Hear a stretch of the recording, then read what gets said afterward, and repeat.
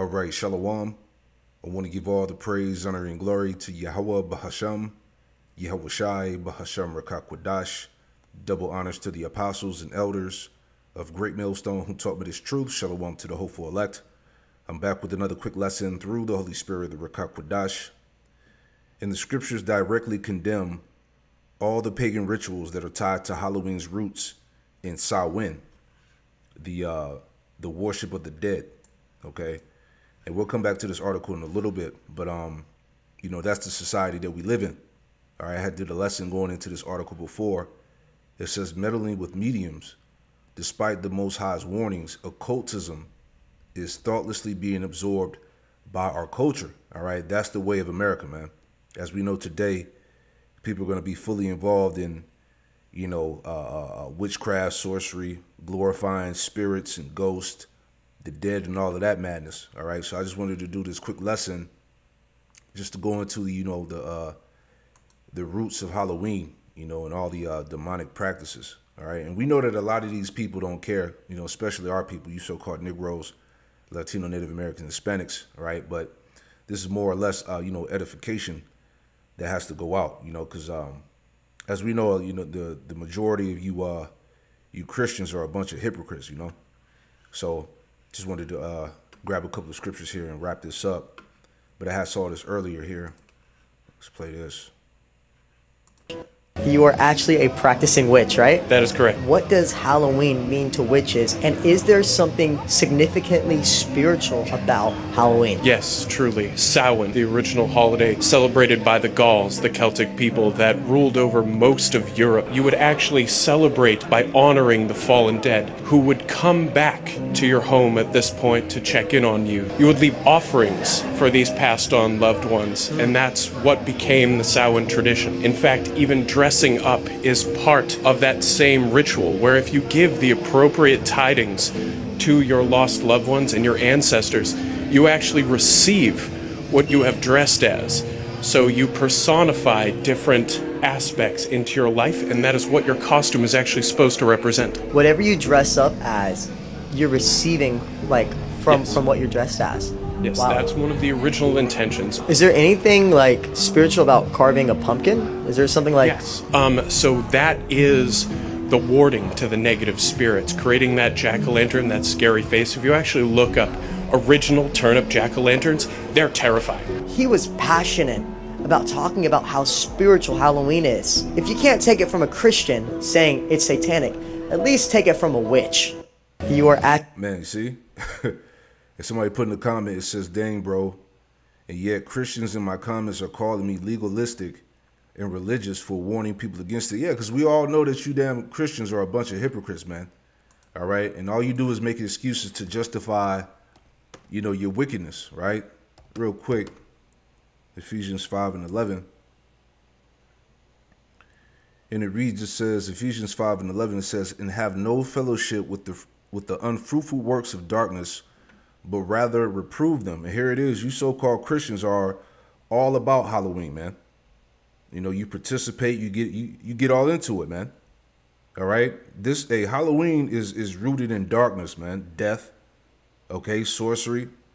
All right. So if you're supposed to be a follower of the Lord, you're not supposed to be joining into this madness, man. You're supposed to be exposing it. Right. But like he said, right, Christians are calling them legalistic and religious for warning people against it, man. You Christians, man, goodness. Jeremiah chapter 10 and verse 2. Jeremiah 10 and 2, it says, thus saith the Lord, Yahweh Shem Yahushai, learn not the way of the heathen.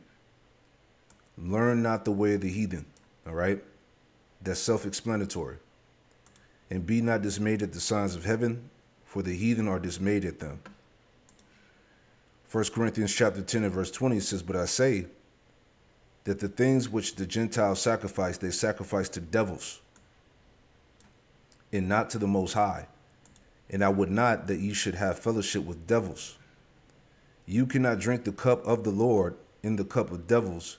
You cannot be partakers of the Lord's table and of the table of devils. All right. So these modern Halloween practices, like the costumes and the offerings of candy and these spirit, ghost related themes, they all mirror these pagan rituals that were done to appease those demonic spirits. All right. So the end all is that it's all demonic. It's all wicked, man. And you can't, justify it. Okay. For those who say they're followers of the Lord, Anyway, let's go back to the article here. All right. Let's make it a little bigger. All right. Again, Samhain, the origins of Halloween and Celtic tradition. All right. Let's go down. Mythological roots of Samhain. It says the roots of Samhain are deeply embedded in Celtic mythology, connecting to various deities and spirits revered by the ancient Celts. During this time, it was believed that the boundary between the earthly realm and the other world was especially fragile. It says Celtic deities such as the god of the dead, Don and the goddess of fertility, Kali each played significant roles in mythology surrounding Samhain. The other world was a mystical realm inhabited by spirits and ancestors. Celebrations often included rituals to honor these entities and seek their guidance. Legends and folklore, stories like, I can't pronounce that, the mythical race of gods and their interactions with humans often surface during Samhain, emphasizing the importance of this time in Celtic belief. All right, so this is a very high, satanic holiday, for these witches and warlocks. Okay, these magicians and shit, Number 4, rituals and traditions of Samhain. As a vibrant festival, Samhain was celebrated with various rituals and traditions that sought to honor the dead and welcome the new season. Common practices: families would leave food and offerings at their doorsteps to appease wandering spirits. All right, so this is where that whole idea of trick or treating, setting candy on your front porch, it all goes back to that. Honoring these appeasing wandering spirits. To appease these wandering spirits. All right, is witchcraft. Bonfires. The lighting of bonfires was a central aspect of the celebration, symbolizing purification and protection. Participants would jump over the flames for good luck and ward off evil. Ancestor veneration. Honoring ancestors was a key component of Samhain. It was believed that the spirits of loved ones returned to visit, and rituals were performed to welcome and honor them. Right, completely off, man. Right, and that's why we, just referencing that article again. Especially our people, they're deep into honoring their so-called ancestors. Praying to their ancestors and all of that high level sorcery, the voodoo and shit. Got the altar set up in the living room in their closet. Praying to their ancestors, their slaves, all that madness, man. All right. It says, 5, the role of masks and costumes. One of the most recognizable aspects of Samhain is the use of masks and costumes. This tradition was involved significantly over the centuries. Has involved significantly over the centuries. Origins. Disguises were originally worn to confuse and ward off evil spirits that were thought to roam during this time. Purpose: masks served as a protective measure, allowing individuals to blend in with the spirits and avoid being harmed. Evolution. Over time, this practice transformed into modern tradition of Halloween costumes, where creativity and imagination takes center stage. Number 6, the influence of Samhain on Halloween. As Christianity spread through Celtic regions, many elements of Samhain were integrated into Christian traditions. See? Many elements were integrated into Christian traditions, leading to the modern holiday of Halloween. See? Christian integration. The church never established November 1st as All Saints' Day, a time to honor saints and martyrs, which coincided closely with Samhain. Transformation. Over the years, Samhain's customs and celebrations were adapted into Halloween, with trick-or-treating and festive gatherings becoming commonplace. Comparative analysis: while ancient Samhain focused on ancestral veneration and spiritual connection, contemporary Halloween often emphasizes fun, costumes, and community engagement. All right. It says, yeah, the rest reads on, man. So anyway, it's all off. Is the point, right? Let's see if we want to take anything from here. The origins of Halloween, Celtic roots, evil spirits, pagan rituals, stuff that you could all read on your own. But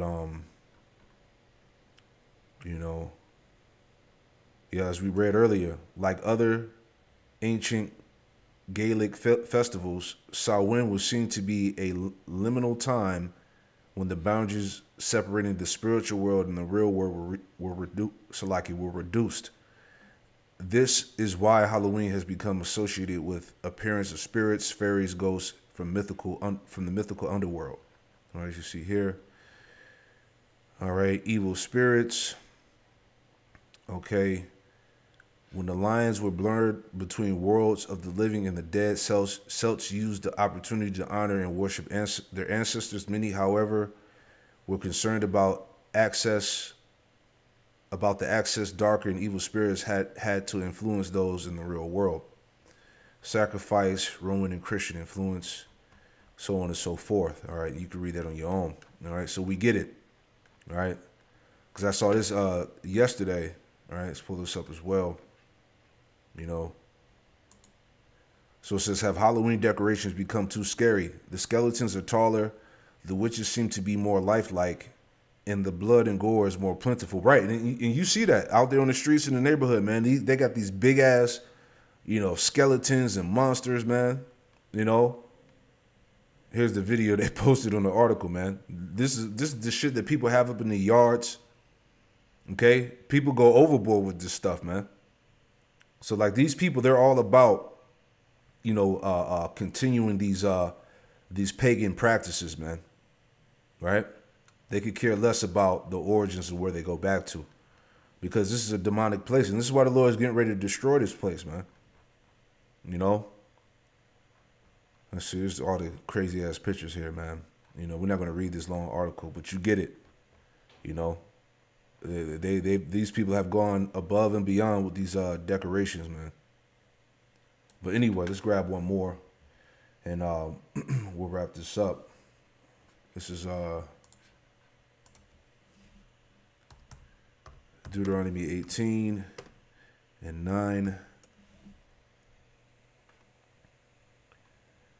All right, Deuteronomy 18 and 9, it says, when thou art come into the land which the Lord Yahweh Shemel Shah thy power giveth thee, thou should not learn to do after the abominations of those nations. There should not be found among you anyone that maketh his son or daughter to pass through the fire, or that uses divination, or an observer of times, or an enchanter, or a witch, or a charmer, or a counselor with familiar spirits, or a wizard, or a necromancer. For all that do these things are an abomination unto the Lord.